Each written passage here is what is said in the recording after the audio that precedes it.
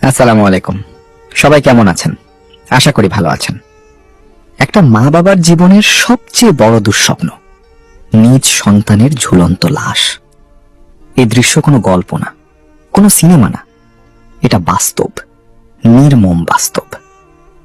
যে ঘরে একদিন হাসি ছিল, স্বপ্ন ছিল, সেই ঘরেই আজ নীরবতা।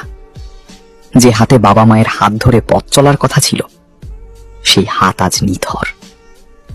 আমরা কি কখনো ভেবে দেখি কেন এমন হয়?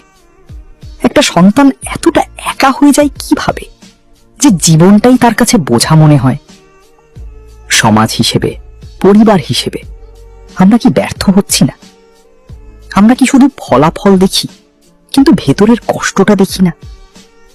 আজকের এই ঘটনাটা শুধু একটা পরিবারের না, এটা আমাদের সবার জন্য একটা প্রশ্ন। আমরা কি আমাদের কাছের মানুষগুলোর খোঁজ নিচ্ছি, তাদের মনের কথাটা শুনছি? সময় থাকতে পাশে দাঁড়ান। একটা কথা, একটা সহানুভূতি কারো জীবন বাঁচাতে পারে। কারণ একটা ঝুলন্ত লাশ মানে শুধু একটা মৃত্যু না, এটা অসংখ্য অবহেলা, না বলা কষ্ট আর হারিয়ে যাওয়া সম্ভাবনার সমাধি।